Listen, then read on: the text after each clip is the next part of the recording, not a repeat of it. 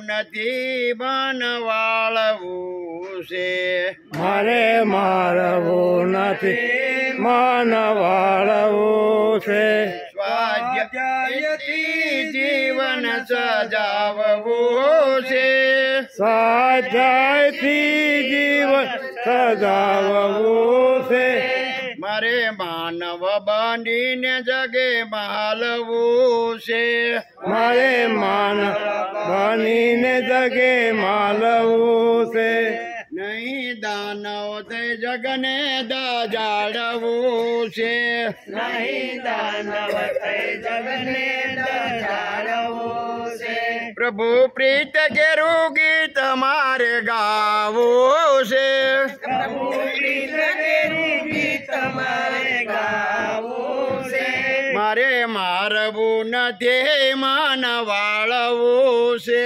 મારે મારવું નથી મન વાળવું છે, સુખ પુષ્પ થકી જીવન શણગારવું છે, સુખ પુષ્પ થકી જીવન શણગારવું છે, અને દુઃખના કંડકથી કંડારવું છે, અને દુઃખના કંટકથી કંડારવું છે, બની નિજનો ઘડવૈયો ઘડાવવું છે, બની નિજનો ઘડવૈયો ઘડાવવું છે, મારે મારવું નથી મન વાળવું છે, મારે મારવું નથી મન વાળવું છે, સદા સતા રહીને હસાવવું છે, સદા હસતા રહીને હસાવવું છે, વળી રડતા જીવનને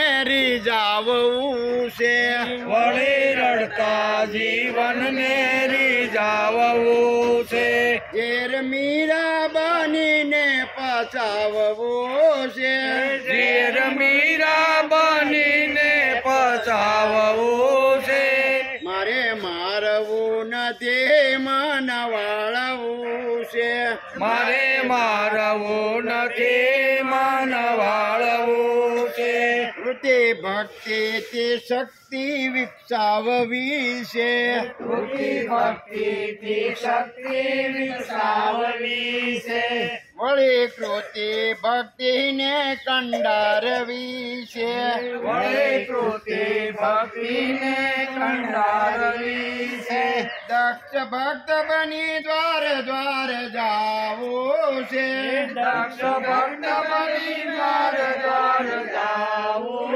છે, મારે મારવું નથી મન વાળવું છે, મારે મારવું નથી મન વાળવું છે, મારે ગીતા ગાયક ના થઈ જાવું છે, મારે ગીતા ગાયક ના થઈ જાવું છે, ગીત ગામડે ગામડે ગાવું છે, ગીત ગામડે ગામડે ગાવું છે, પાઠ જીવન ના ગોખતા જાવું છે, પાઠ જીવન ના ગોખતા જાવું છે, મારે મારવું નથી મન વાળવું છે, મારે મારવું નથી મન વાળવું છે, સ્વાધ્યાયથી જીવન સજાવવું છે, સ્વાધ્યાયથી જીવન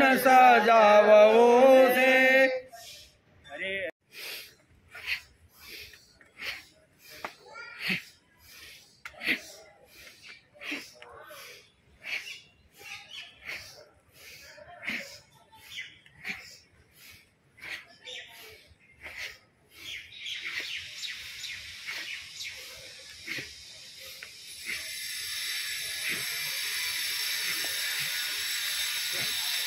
કેમ થઈ જશો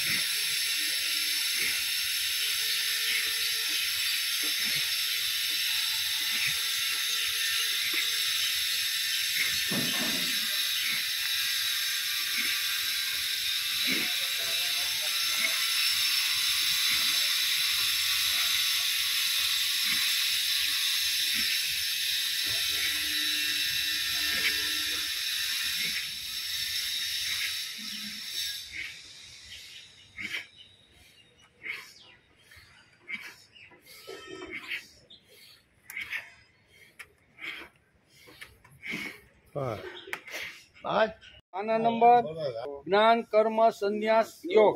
ભગવાન ઉવાસ શ્રી ભગવાન વાચ શરૂ કરો.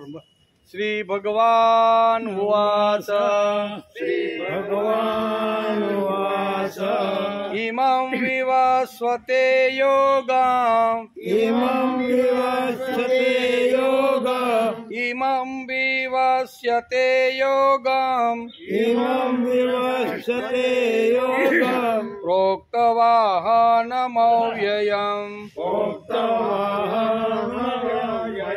પ્રોક્તવાનહમવ્યયम्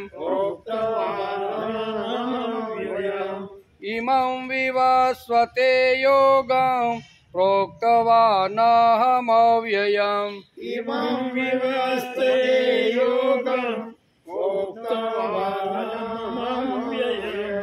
ઇમં વિવસ્વતે યોગં પ્રોક્તવાનહમવ્યયम् ઇમં વિવસ્વતે યોગ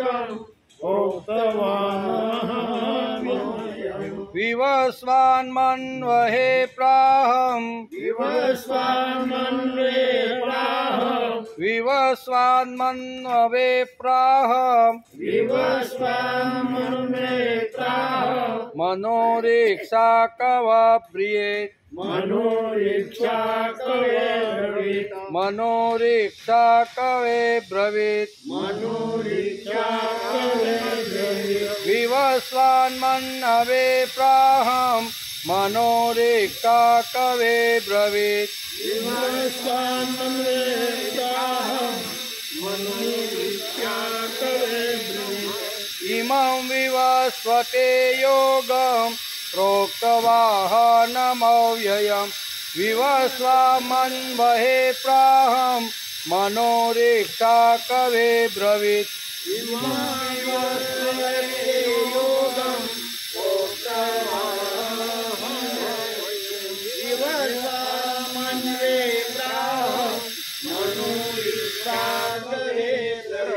एवं परंपरा प्राप्त एवं परंपरा प्राप्त एवं परंपरा प्राप्त एवं परंपरा प्राप्त इमं राजसयो विदु इमं राजसयो विदु इमं राजसयो विदुः इमं राजसयो विदु एवं परंपरा प्राप्तम् इमं राजसयो विदु एवं परंपरा प्राप्त इमं राजसयो विदु सकाले नेह महता सकाले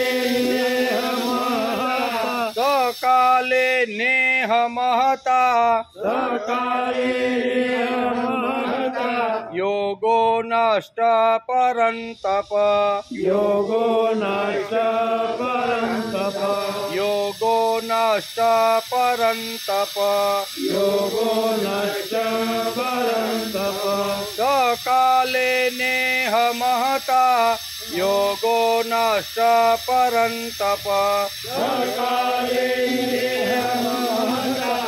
योगो नष्ट परन्तप एवं परंपरा प्राप्तम् इमं राजसयो विदु सकाले नेह महता योगो नष्ट परन्तप एवं परंपरा प्राप्त इमं राजसयो विदु सकाले योगो नष्ट परन्तप बे साथे श्री भगवान उवाच इमं विवस्वते योगं प्रोक्तवाहनमव्ययम् विवस्वान्मन्वहे प्राह मनोरीक्षा कवे ब्रवीत् एवं परंपरा प्राप्तम् इमं राजसयो विदु सकाले नेह महता योगो नष्ट परन्तप योगो नष्ट परं तप हरि ओम देवसुतं देवं कंसचाणूरमर्दनं देवकी परमानन्दं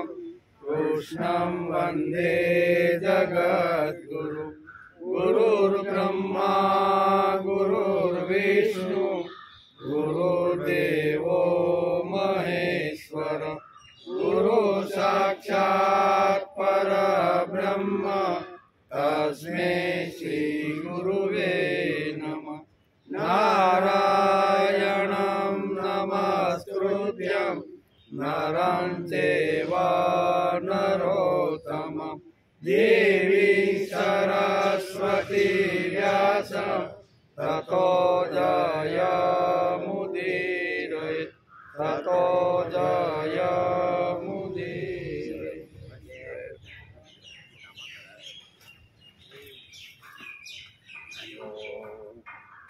श्री भगवान् उवाच इमं विवस्वते योगं प्रोक्तवानहमव्ययं विवस्वानां मनवे प्राह मनुरीक्षा कवे ब्रवीत। अहम એટલે મેં, ઇમમ એટલે આ, અવ્યયમ એટલે અવિનાશી, યોગમ એટલે યોગ કર્મયોગ, વિવસ્વતે એટલે સૂર્યને, સૂર્યનું નામ એક શું છે? વિવસ્વત. વિવસ્વતે એટલે સૂર્યને, પ્રોક્તવાન એટલે કહ્યો હતો, પછી વિવસ્વાન સૂર્યે પોતાના પુત્ર મનવે વૈશ્વત મનુને કહ્યો હતો, પ્રાહ એટલે કહ્યો હતો, મનુ એટલે મનુએ પોતાના પુત્ર ઈશ્વાક અબ્રવીત એટલે રાજા ઈશ્વાકુને કહ્યો હતો.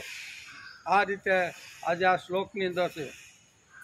મેં આ અવિનાશી યોગ કર્મયોગ સૂર્યને કહ્યો હતો, પછી સૂર્યે પોતાના પુત્ર વિવસ્વાન મનુને કહ્યો હતો, અને આ કર્મયોગ મનુએ પોતાના પુત્ર રાજા ઈશ્વાકુને કહ્યો.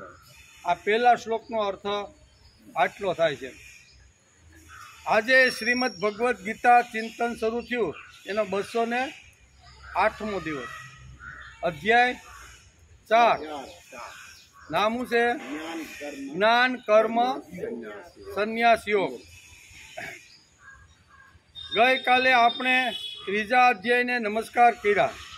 ત્રીજા અધ્યાયનું નામ કર્મયોગ છે, કેમ કે કર્મયોગનું વિશદ વર્ણન ત્રીજા અધ્યાયમાં છે. એટલું વર્ણન બીજા કોઈ અધ્યાયમાં નથી. આગળના બાકીના જે 15 અધ્યાય છે એમાં કર્મયોગનું કોઈ જગ્યાએ ભગવાને શ્લોકનું વર્ણન કર્યું છે, પણ ત્રીજા અધ્યાયમાં વધારેમાં વધારે, કારણ કે નામ જ કર્મયોગ છે એટલે કર્મનું જ મહત્ત્વ વધારે ભગવાને ત્રીજા અધ્યાયમાં બતાવ્યું અથવા કીધું. એ આપણે ત્રીજા અધ્યાયનો વિચાર ગઈકાલે કર્યો. ત્રીજા અધ્યાયમાં છે તેટલું વર્ણન બીજા કોઈ અધ્યાયમાં નથી. ચોથા અધ્યાયમાં અર્જુન બોલતો નથી, ભગવાન બોલવાની શરૂઆત કરે છે. ભગવાને હવે નક્કી કર્યું કે સળંગ રીતે હવે મારે એના કર્મયોગનું મહત્ત્વ કોણે કોણે પોતાના જીવનમાં ઉતાર્યું, કયા કયા રાજાએ, એ ભગવાન જ પોતે બોલવાની શરૂઆત કરી દે છે. ચોથા અધ્યાયમાં અર્જુન બોલતો નથી. ત્રીજા અધ્યાયમાં ભગવાને જે કર્મયોગ કહ્યો તેનું અનાદિત્વ કહેવા માટે ચોથા અધ્યાયમાં ભગવાને પોતે શરૂઆત કરી દીધી કે મેં તને જે અત્યારે કર્મયોગનું વર્ણન કરીને સમજાવ્યો એ ખાલી તે એક જ સાંભળ્યો છે એવું નથી. આ કર્મયોગ તો હજારો વર્ષોથી પરંપરાથી આવતો રહેલો છે, અને આ કર્મયોગ મેં કોને કોને કીધો એનું 3 રાજાઓનું વર્ણન ભગવાન આ શ્લોકની અંદર કરે છે. એમ કે ચોથા અધ્યાયમાં અર્જુન બોલતો નથી. ત્રીજા અધ્યાયમાં ભગવાને જે કર્મયોગ કહ્યો તેનું અનાદિત્વ કહેવા માટે ચોથા અધ્યાયની શરૂઆત ભગવાન પોતે જ પોતાના મુખથી શરૂઆત કરે છે. શ્રેષ્ઠ વિચારને પણ સમાજની માન્યતા જરૂર છે. કોઈ પણ સારો વિચાર હોય, શ્રેષ્ઠ વિચાર હોય, દિવ્ય વિચાર હોય તો એને પણ સમાજની માન્યતાની જરૂર પડે તે સમાજ જો એને માન્ય કરે તો એ વિચાર કાળના પેટમાં ન દટાય, નહીં તો સમાજ જો એ વિચારને માન્યતા ન આપે તો કાળના પેટમાં ઘણીવાર ઘણા સારા વિચારો પણ દટાઈ ગયા છે એમ ભગવાન કહે. તેથી શ્રેષ્ઠ વિચારને પણ સમાજની માન્યતા જરૂર છે. કાળના પેટમાં ટકી શકે તે વિચાર શ્રેષ્ઠ છે. ગમે તેટલા કાળ પછી કાળ આવે અને એ કાળ આવ્યા પછી જે વિચાર મરતો નથી, દટાતો નથી અથવા એના ઉપર રજ નથી ચડતી ને, આ વિચાર જ મહાન અને મોટો વિચાર છે. તેથી શ્રીમદ ભગવદ્ ગીતા આજે 5000 વર્ષથી સમાજના અનેક લોકોને અનેક રીતે માર્ગદર્શન આપતી રહેલી છે. એટલે એને માન્યતા મળી છે. તેથી હજારો લોકો, કરોડો લોકો આજે શ્રીમદ ભગવદ્ ગીતાને માથે લઈને નાચે છે. એનું કારણ શું છે? એને માન્યતા, સમાજે એને માન્યતા આપી દીધી છે. એટલે દુનિયાનો શ્રેષ્ઠતમ જો કોઈ ગ્રંથ હોય ને તો એ શ્રીમદ ભગવદ્ ગીતા છે, બરાબર. અને આપણે ઘણીવાર કહીએ કે દુનિયાની અંદર ઘણા બધા જ્ઞાનના ગ્રંથો છે, ભક્તિના ગ્રંથો છે, કર્મયોગના ગ્રંથો છે, ઘણા બધા, ઘણી રીતે ઘણા ગ્રંથો સમાજની અંદર ઘણા લોકોને, ઘણા સંપ્રદાય અને ઘણા ધર્મોએ આવી રીતના પ્રસ્થાપિત કર્યા છે. પણ શ્રીમદ ભગવદ્ ગીતા એક એવો ગ્રંથ છે કે એનો દર વર્ષે એની જન્મ જયંતિ ઉજવાય છે. હમણાં જ આપણે ગઈ ને જન્મ જયંતિ, ગીતા જયંતિ ગઈ, એનો પણ આપણે એ દિવસે વિચાર કરતા હતા. તેથી કહે છે તેના કાળથી આપણા શાસ્ત્રમાં અને રૂઢિમાં પ્રચલિત થઈ છે. કોઈ સ્વાર્થી, બુદ્ધિશાળી અને કર્તૃત્વશાળી માણસોનો સમૂહ ભેગો થાય અને એકાદ વિચાર પ્રસ્થાપિત કરવો, 150 વર્ષ કે 200 વર્ષ સુધી પૈસાના જોરે, સમૂહના જોરે ઘણીવાર એ વિચાર સમાજમાં ટકે. પણ ઘણા વિચારો એવા છે કે જે 100-200 વર્ષ ટકા પછી કાળના પેટમાં દટાઈ જાય છે. 200-500 વર્ષ પછી કોઈ એ વિચારને યાદ કરતું નથી. તો શ્રેષ્ઠ વિચાર કયો? તો કે શ્રેષ્ઠ વિચાર એ કે જેને સમાજે માન્યતા આપી છે તે વિચાર 5000 વર્ષ ચાલે પણ ખરો. આપણે જૂના કાળની સ્મૃતિઓ માનીએ છીએ, તેની લોકો મશ્કરી કરે છે, પણ તેમાં બુદ્ધિવાદ ભગવાને મૂકેલો છે. આપણા જે પુરાણો છે, આપણા જૂના જે શાસ્ત્ર અને સ્મૃતિઓ છે ને, એને શું કહેવાય, સમાજે માન્ય કરી છે. એમ કે સરકાર અથવા શાસન કરતા કાયદાઓ નક્કી ન કરે. જો માણસે સમાજ સુધારણા કરવી હોય તો સ્મૃતિ જેવા, ગીતા જેવા વિચારો પ્રભાવી રીતે સમાજમાં મૂકીને તેના સિદ્ધાંતો માનવ સુધી લઈ જાય તો જ એ માનવનું જીવન સારી રીતે ટકી શકે. કાયદાથી કોઈ માણસ સુધરતો નથી, પ્રતિજ્ઞા લેવાથી કોઈ માણસની અંદર આવી રીતનો સુધારો આવતો નથી. પણ માણસ પોતે જ અંદરથી નક્કી કરે કે મારે આવી રીતનું જીવન જીવવાનું છે, આવી રીતે મારો વ્યવહાર કરવાનો છે. એ માણસ પોતે જો નક્કી કરે તો જ માણસના જીવનની અંદર આવા સદગુણો પાંગરે, નકર પાંગરતા નથી. તેથી અહીં કહે છે કે 2-3 પેઢી પછી તે વિચારો સમાજ અપનાવે તો તેનું સ્મૃતિ રૂપ આવી જાય, અને સમાજ ન અપનાવે તો તે વિચાર સમાજમાંથી કાળના પેટમાં દટાઈ અને ચાલ્યો જાય છે. જે સદવિચારો છે એ સમાજમાં વેતા મૂકવાના, કોઈના ઉપર ભાર દેવાનો નહીં, પણ એને સારો વિચાર કહેવાનો. એ એને જો સારું લાગશે તો અપનાવશે, નહીતર કાળના પેટમાં ભલે દટાઈ જતો. એમ કે તેથી કોઈ જાતની ભૌતિક શક્તિ વિચારની પાછળ લગાડીને તે વિચારો સમાજ ઉપર ઠોકી બેસાડવા એ ભારતીય તત્વજ્ઞાન, ભારતીય સંસ્કૃતિની ખાસિયત નથી. કોઈ પણ વિચાર ઠોકીને તારે આ કરવું જ પડશે, અમારા સંપ્રદાયમાં અથવા અમારા ધર્મમાં આવ્યો તેથી અમારો ધર્મ, અમારો વિચાર શ્રેષ્ઠ છે, બાકી બધા કંગાલ છે, એવું જો ઠોકીને કોઈ પૈસાના જોરે, વ્યક્તિના જોરે જો પ્રભાવિત થઈને જો કરવાનો પ્રયત્ન કરે તો એ વિચાર સમાજમાં ટકતો નથી. સમાજની અંદર કોઈ પણ સદવિચાર જો ટકાવવાનો હોય તો એની સામે ખુલ્લો મૂકી જોઈએ. પછી ખુલ્લો મૂક્યા પછી કહેવાનું, તારી બુદ્ધિમાં ઉતરતું હોય, તને કરવા જેવું લાગતું હોય તો આ વિચારને ઉપાડ, નકર તું ઉપાડ જ એવો મારો કોઈ આગ્રહ નથી. પણ ઘણીવાર ઘણા સંપ્રદાયમાં બળજબરીથી ન કરે તો ગમે તે રીતે કરીને કોઈ પણ વિચાર સ્થિર કરવાનો માણસ પ્રયત્ન કરે છે.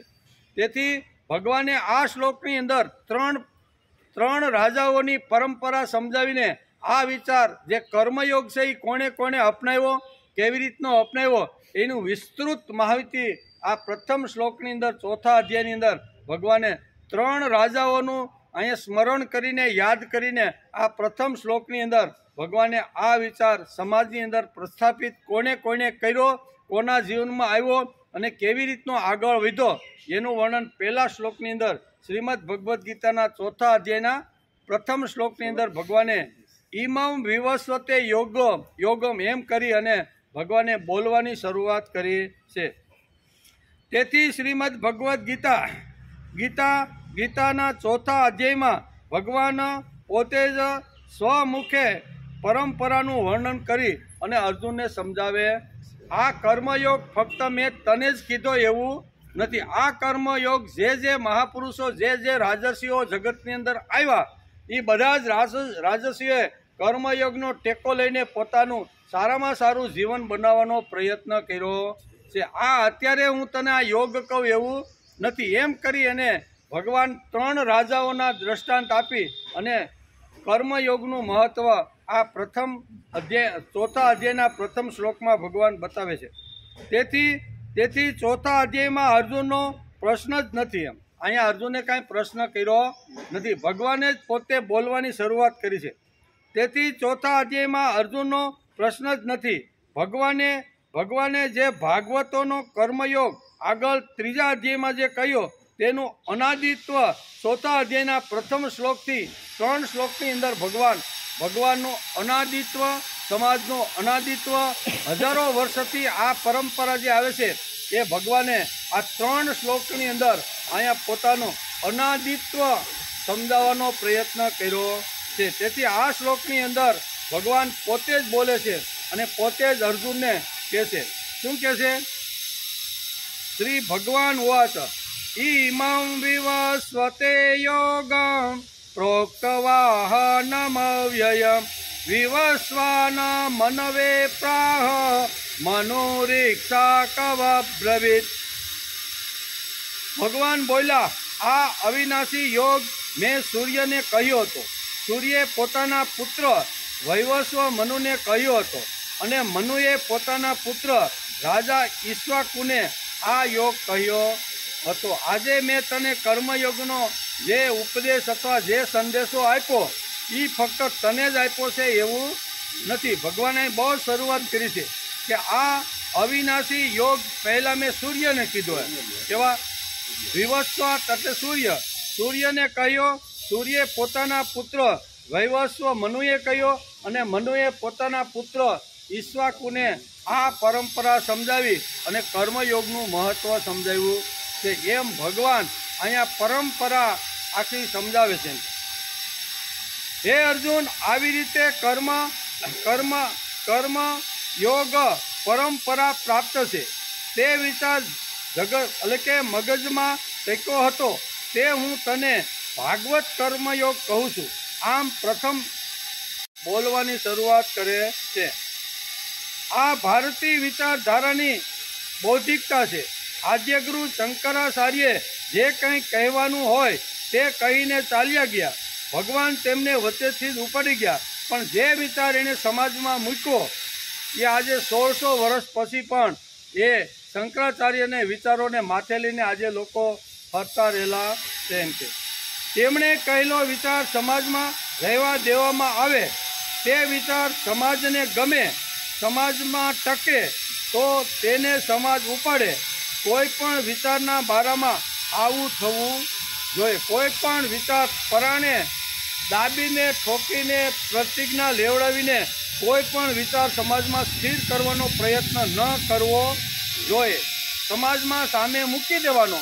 એની બુદ્ધિમાં ઉતરશે, એને કરવા જેવું લાગશે તો સમાજ એને ઉપાડશે, નકર ફેંકી દે તો ભગવાન કે મને કોઈ વાંધો નથી. બહુ સરસ રીતે ભગવાને આ ચોથા અધ્યાયના પ્રથમ શ્લોકથી 3 શ્લોકની અંદર પોતાનું આખી પરંપરાનું વર્ણન ભગવાને પોતે જ કરેલું છે. તેથી જ ભગવાને પરંપરા કહેવાનો આગ્રહ રાખીને પોતે જ અહીંયા બોલવાની શરૂઆત કરે છે. આ અવિનાશી યોગ મેં સૂર્યને કહ્યો હતો. સૂર્યે પોતાના પુત્ર વૈવસ્વ મનુને કહ્યો હતો અને મનુએ પોતાના પુત્ર રાજા ઈક્ષ્વાકુને કહ્યો હતો. જ્ઞાન અને ભક્તિયુક્ત કર્મયોગ કૃષ્ણે અર્જુનને કહ્યા પછી તે કર્મયોગની પરંપરા આ શ્લોકમાં ભગવાને સમજાવી છે. કર્મયોગની અહીંયા પરંપરા જે છે ને એ આ 3 શ્લોકની અંદર ભગવાન અર્જુનને અહીંયા સમજાવે છે. જ્ઞાન અને ભક્તિયુક્ત કર્મયોગ કૃષ્ણે અર્જુને કહ્યા પછી તે કર્મયોગની પરંપરા આ શ્લોકમાં ભગવાન પોતાના સ્વમુખે અર્જુનને કહે છે. કર્મયોગની પરંપરા કહેવાનું તાત્પર્ય હમણાં અર્જુન લડતો નથી. હું અત્યારે હજી લડતો નથી. હથિયાર તો એણે પાછલી બેઠક ઉપર બેસી દીધા અને હથિયાર તો એણે બાણ અને ધનુષ ફેંકી દીધા. એટલે ભગવાન કે અત્યારે અર્જુન લડતો નથી. અત્યારે તો શાંતિથી પોતે વિમો એટલે કે મોહિત થઈને અત્યારે પાછલી બેઠકે બેસી ગયો છે. તેથી અર્જુન લડતો નથી, લડવાની ના પાડે છે. તેને યુદ્ધ પ્રવૃત્ત કરવાનો પ્રયત્ન ભગવાન હળવે હળવે સમજાવવાનો પ્રયત્ન કરે છે. પાછલી બેઠકે બેઠેલો જે અર્જુન છે એ અત્યારે લડતો નથી, બેસી ગયો છે. લડવાની વારંવાર ના પાડે છે અને લડું તો કેટલા લોકોના ડોકા ઉડાડવા પડે અને એને હિસાબે મને મોટું પાપ લાગે છે. આવી સ્થિતિની અંદર અર્જુન બેઠેલો છે. એવા સમયે ભગવાન અહીંયા આખી પરંપરા સમજાવવાનો પ્રયત્ન કરે છે કે કર્મયોગ તો માણસે કરવો જોઈએ. તું તારું કર્મ છોડીને પાછલી બેઠકે જો બેસી ગયો છો ને તો આ નહીં કરવાના કર્મનો વિચાર તને નરક સુધી લઈ જશે. એમ ભગવાન એને સમજાવે. નહીં લડતો તું નરકમાં જાય અને લડીશ તો શું કહે છે તો તને સ્વર્ગ મળશે. હતો વા પ્રાપ્યસી સ્વર્ગ. ભગવાને શું કીધું કે હતો વા પ્રાપ્યસી સ્વર્ગ જીત્વા વા ભોક્ષમ મહિમ તસ્મા દુતિષ્ઠ કૌંતેય યુદ્ધાય કૃત નિશ્ચય. બહુ સરસ રીતે ભગવાન આ પાછલી બેઠક ઉપર બેઠેલો જે અર્જુન છે એ લડતો નથી, લડવાની ના પાડે છે. હથિયાર ફેંકી દીધા છે અને ફેંકેલા હથિયારની સામે ભગવાન આ 4થા અધ્યાયમાં જોઈ અને આખી પરંપરા એને સમજાવે છે કે હતો વા પ્રાપ્યસી સ્વર્ગ. હે અર્જુન, તું લડતો જો તું મૃત્યુ પામીશ તો તારા માટે સ્વર્ગ છે. હતો વા પ્રાપ્યસી સ્વર્ગ જીતવા વા ભોક્ષ્યમ મહિમ. અને કુરુક્ષેત્રના મેદાનની અંદર લડતા તું જીતી જાય તો હસ્તિનાપુરનું સિંહાસન રત્નજડિત સિંહાસન ઉપર બેસીને તું રાજા થવાનો. તો બે હાથમાં તારા લાડવા છે, બંને હાથમાં લાડવા છે. લડીશ તો પણ ફાયદો અને નહીં લડતા મૃત્યુ પામીશ ને તો પણ ફાયદો છે. એમ ભગવાન કહે છે કે અત્યારે લડવાની ના પાડે છે. પાછલી બેઠક ઉપર બેસી ગયો છે. એકદમ મોહની અંદર આવી ગયો છે કે જેણે મને ખોળામાં રમાડ્યો, જેણે મને શસ્ત્ર અને શાસ્ત્ર વિદ્યા શીખવાડી છે એવા મહાનુભાવોને હું કેમ હણી શકું. ત્યારે ભગવાન અહીં કર્મયોગની પરંપરા બતાવીને કહે છે કે 3 મહાપુરુષો આ કર્મયોગ મેં પહેલાં સૂર્યને કહ્યો હતો, સૂર્યએ મનુને કહ્યો અને મનુએ પોતાના દીકરા ઈક્ષ્વાકુને આ યોગ સમજે. એમ કરી અને કર્મનું મહત્વ ભગવાન આ પ્રથમ શ્લોકની અંદર અર્જુનને ભગવાન સમજાવે છે. તેથી કર્મયોગની પરંપરા કહેવાનું તાત્પર્ય હમણાં અર્જુન લડતો નથી, લડવાની ના પાડે છે. તેને યુદ્ધ પ્રવૃત્ત કરવાનો છે એમ નહીં, પણ આ એક વૈશ્વિક સનાતન તત્વ છે તે એને સમજાવવાનું. શું છે? લડવા માટે અથવા યુદ્ધની અંદર પ્રવૃત્ત થાય એટલા માટે ભગવાને આ શ્લોક કીધો નથી. એ તો લડવાનો છે, એનો સ્વભાવ છે. આજ નહીં તો કાલે ઉઠીને એ લડ્યા વગર રહેવાનો નથી. પણ આ વૈશ્વિક સનાતન સત્યનો જે સિદ્ધાંત છે કર્મયોગ, આખી દુનિયાને ભગવાને કર્મયોગનું મહત્વ સમજાવ્યું છે. નાનો હોય, મોટો હોય, બ્રાહ્મણ હોય, ક્ષત્રિય હોય, વૈશ્ય હોય, બ્રહ્મચર્ય વ્રત પાળતો હોય, ગૃહસ્થી હોય કે વાનપ્રસ્થી હોય કે સંન્યાસી હોય, બધાએ પોતપોતાના નિયત નક્કી કરેલા કર્મ કરવા જોઈએ.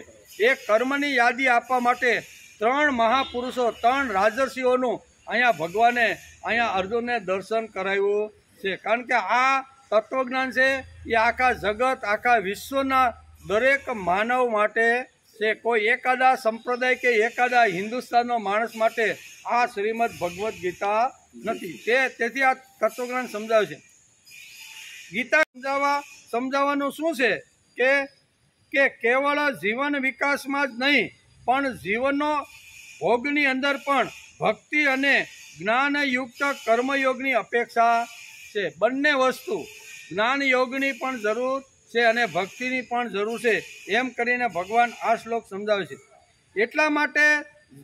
એટલા માટે ગીતાકાર આ શ્લોકમાં પરંપરા કહે છે. આ શ્લોકમાં ભગવાને સૂર્યવંશી રાજાઓનું વર્ણન કર્યું છે. કદાચ ચંદ્રવંશી રાજાઓ એટલે કે પાંડવ કૌરવો પણ સૂર્યવંશી જે રાજાઓ છે એની માફક જીવન જીવવાનો ને કામ કરવાનો જો પ્રસંગ ઊભો કર્યો હોત તો આજે કુરુક્ષેત્રની અંદર આ યુદ્ધ થયું ન. જેમ સૂર્યવંશી એટલે રામની જે પરંપરા છે એને આપણે સૂર્યવંશી કહીએ છીએ અને અહીંયા યુધિષ્ઠિરની અથવા કૌરવની જે પરંપરા છે એને ચંદ્રવંશી એટલે બે રાજાઓ હતા.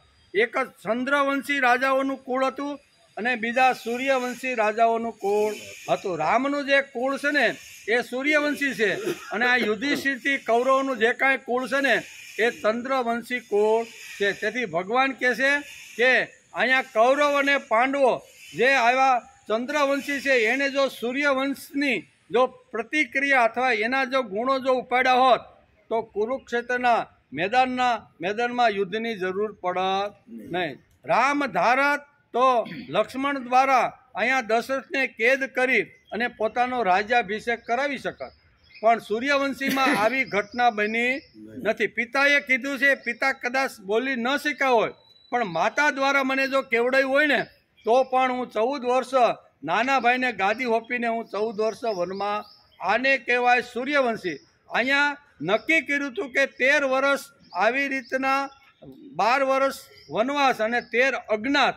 એમાં જો અજ્ઞાતવાસમાં પાંડવો જો પકડાઈ ન જાય અથવા આવી રીતના સત્તા ન થાય તો એને પાછું અહીંયા હસ્તી શું કહેવાય કેવું રાજ્ય ઇન્દ્રપ્રસ્થ પાછું આપવું. પણ આપ્યું ન આપ્યું. અહીં 14 વર્ષ પૂરા થયા એટલે ભરતને એમ થયું કે ભરતે પણ નક્કી કર્યું હતું ને 14 વર્ષ પૂરા થાય ને એક દિવસ જો માથે વયો જશે ને તો હું આત્મહત્યા કરીને મરી જાય. તેથી રામ પણ વિચાર કરે છે કે મારા ભરતે આવી રીતની પ્રતિજ્ઞાને મને જતી વખતે આવી રીતની ઘણી બધી અહીંયા જ્યારે ભરત મિલાપમાં જ્યારે ભરત મને મળવા આવ્યો ને ત્યારે એને છેલ્લા શબ્દો કીધા હતા કે 14 વર્ષ પૂરા થાય અને છેલ્લા દિવસે જો તમે અહીં નહીં આવો ને તો હું જીભ કસડીને મરી જાય. આને કહેવાય સૂર્યવંશી. આવા સૂર્યવંશી રાજાઓનું ચંદ્રવંશી રાજાઓએ જો અનુકરણ કર્યું હોત તો આજે આ પ્રસંગ આવત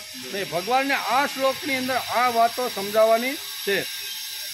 તેથી ગીતાકારને આ શ્લોકમાં સમજાવવાનું છે કે કેવળ જીવનના વિકાસમાં જ નહીં પણ જીવનનો ભોગથી પણ ભક્તિ અને જ્ઞાનયુક્ત કર્મયોગની અપેક્ષા છે. એટલા માટે ગીતાકાર આ શ્લોકમાં પરંપરા કહે છે. આ શ્લોકમાં ભગવાને સૂર્યવંશી રાજાઓનું વર્ણન કર્યું છે. કદાચ ચંદ્રવંશી રાજાઓ એટલે કે પાંડવો અને કૌરવોએ પણ સૂર્યવંશીઓની માફક જો કામ કર્યું હોત તો આવા બધા પ્રસંગો ઊભા થાત નહીં. કારણ કે અહીંયા બંને વંશની અંદર આટલો ફરક આપને જોવા મળે છે. એક કહે છે કે રાજ મારે નથી જોતું અને બીજો કહે છે હું લેવા માટે તૈયાર નથી. ભરત મિલાપ માટે ભરત જ્યારે ચતુરંગીની સેના લઈ અને જ્યારે અયોધ્યા છોડીને જ્યારે અહીંયા ચિત્રકૂટ આવે છે ને એ વખતે બંને ભાઈઓએ જે લડાઈ કરી છે ને એ વાલ્મીકીએ અને તુલસીદાસે બહુ સ્પષ્ટ રીતે લખવાનો પ્રયત્ન કર્યો. આવા પ્રસંગો તો દુનિયાની અંદર કોઈ જગ્યાએ જોવા મળે. એક કે આ રાજ્યનો હું ન સ્વીકાર કરું, એક કે પિતાએ આજ્ઞા આપી છે તારે પણ એનું પાલન કરવાનું, મારે પણ 14 વર્ષ પૂરા કરી અને પિતાની જે ઈચ્છા હતી મારે પૂરી કરવાની છે. આજે એક સાહ હોય શેઢા માટે ખાંભો થોડોક આમ તેમ ત્રાણો થઈ ગયો હોય તોય તલવારો તલવારો આવે છે કે નહીં, કોર્ટની અંદર કેસો થાય છે કે નહીં, તો મહાભારત અને રામાયણ આપને આ વાત સમજાવે છે.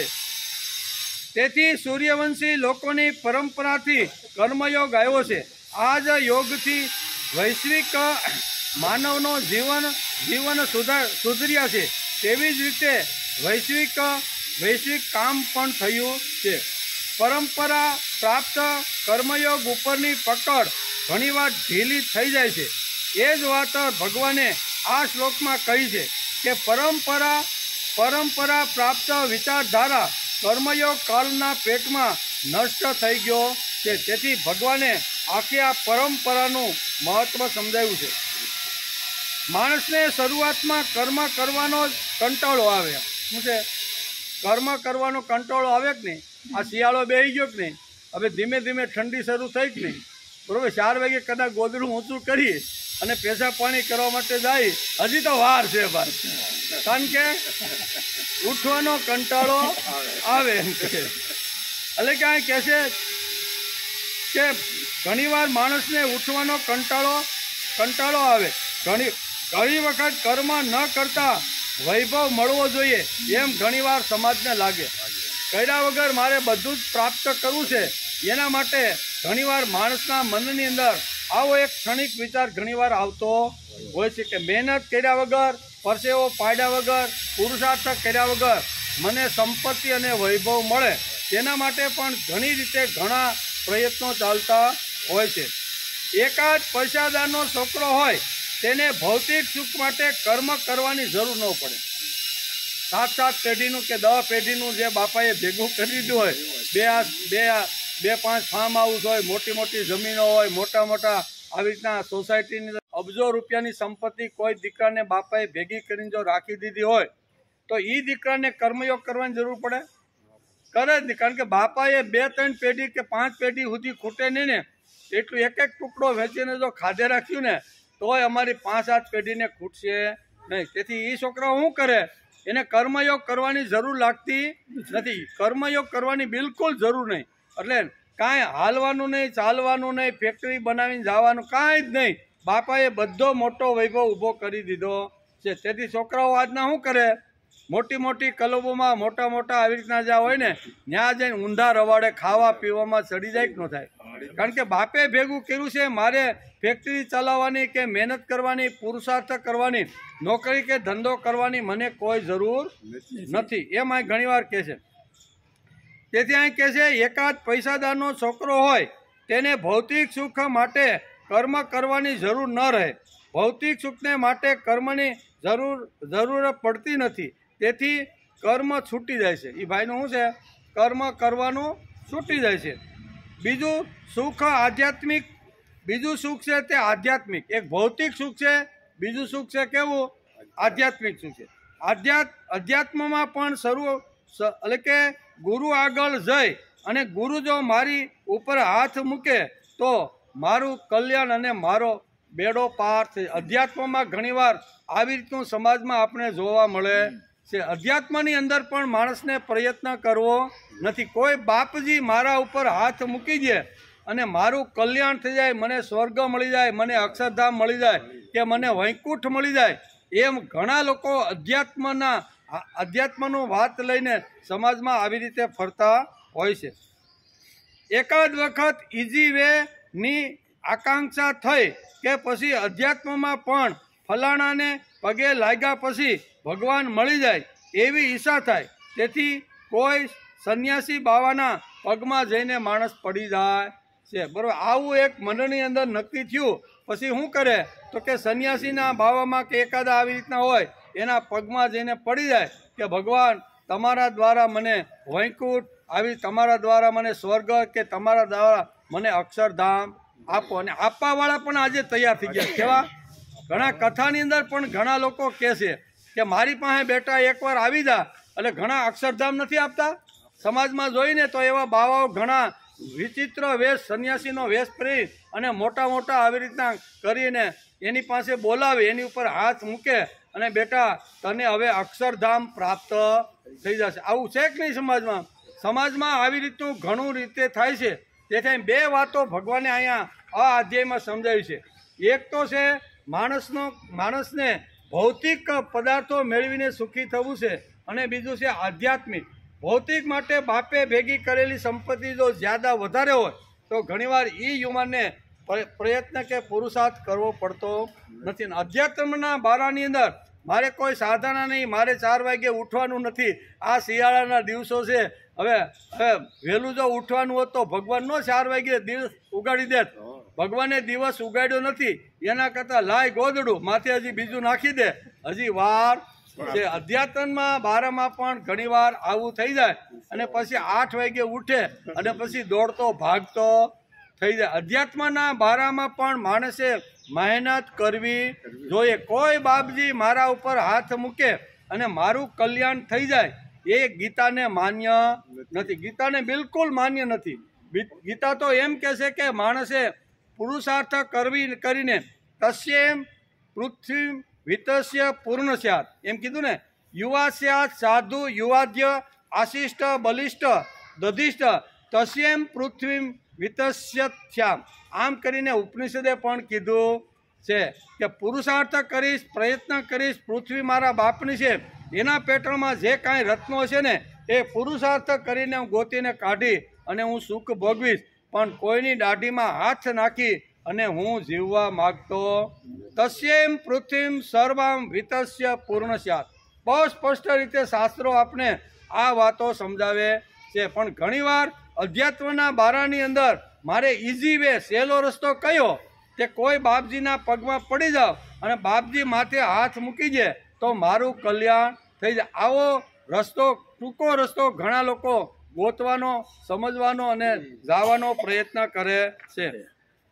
આવી સાધના કરવાનો માણસને કંટાળો આવે, તેના બદલે ગુરુના પગ પકડે, બરોબર, અને એના ચરણમાં જાય તો મારું કલ્યાણ થઈ જાય છે. ઘણીવાર આધ્યાત્મિક ક્ષેત્રની અંદર આવી ઘણી નબળી વાતો પણ ઘૂસી ગઈ હોય છે. આજે ઘણા લોકો એમ પૂછે છે કે તમે ભગવાનના દર્શન કરાવશો તો અમે આવીએ છીએ.